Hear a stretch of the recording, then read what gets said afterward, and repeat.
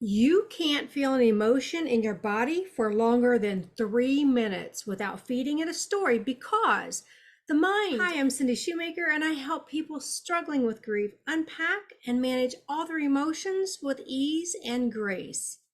How often do you feel stuck? Living in the past, rehashing these hurtful words, replaying stories in your head, and feeling that somewhere in your body. It might show up as stomach pains, or maybe your heart might start racing, or maybe there's this tension, in your chest. You might even have a throbbing headache. So why is it so hard to move on? And for some, this is more difficult than others, like in the event of a death. If that's you, letting go just doesn't feel appropriate because you don't want to let go of that person that you're missing. Letting go can be translated into forgetting, and you don't want to forget them. And in that case, surrender and let it be feels just a little bit more gentler and maybe more appropriate for your situation. But for others, truly letting go can equal emotional freedom. And I've had people describe emotional freedom as saying, Cindy, I just want to feel normal again. Whatever normal means to you, because that means something different to everybody. And when you want to make a change or feel a shift in your life, you have to change something. I mean, all the information in the world is great, but unless you take action and make changes, nothing's going to change. And you are going to remain a prisoner of your own mind. Here's a newsflash. The past is over. It does not exist. The only thing that exists in this very moment right now is why you're listening to me. This is the only present time you have. If you're living in the past, if you keep looking over your shoulder, keep looking in that rearview mirror, you're keeping your past alive in your mind and making yourself miserable. And in a way, it's a form of self-abuse. If you're rehashing hurtful words, you're the one that's saying them now. If you're replaying these sad stories, you are the movie director and you are the player in your mind. No one is inside your head. No one is doing that to you. You are doing it yourself. And that comes with no judgment because I used to do this myself. I used to go down those rabbit holes and they took me there for a long time.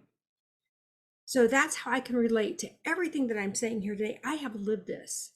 And you cannot feel an emotion in your body for longer than 3 minutes without feeding it a story because the mind and the body are one. The body is a servant of the mind.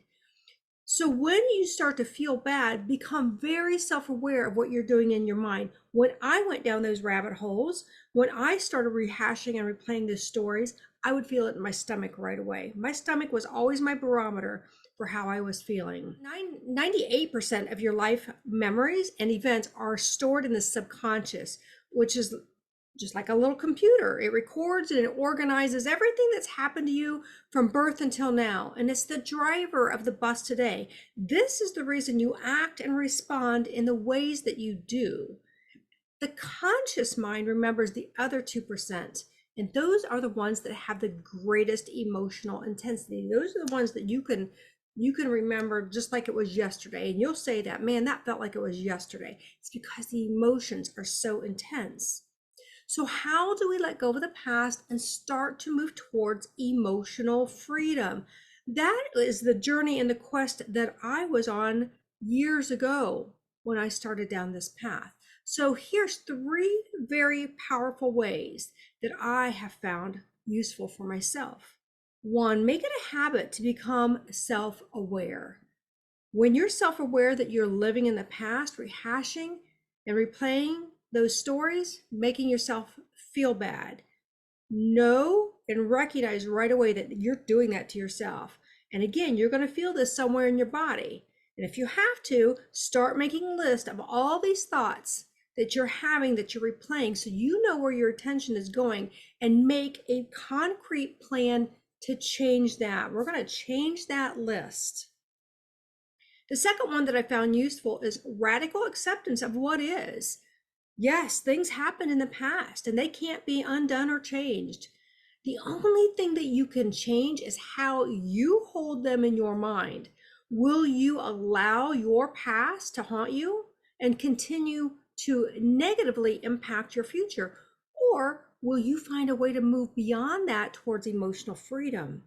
As harsh as this sounds, you do have a choice in which direction you want to go. Do not let the past define who you are today. And again, this is something that I personally had to embrace myself.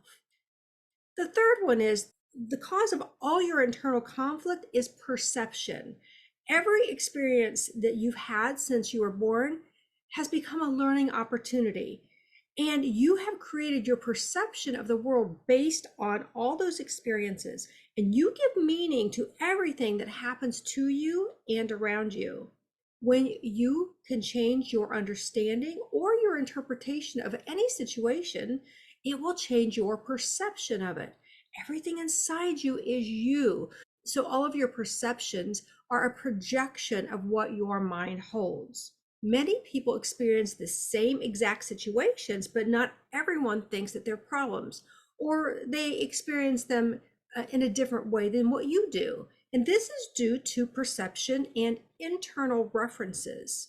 So when you can change your perception of any situation that is creating internal conflict, you release the emotional pain and you moved into emotional freedom.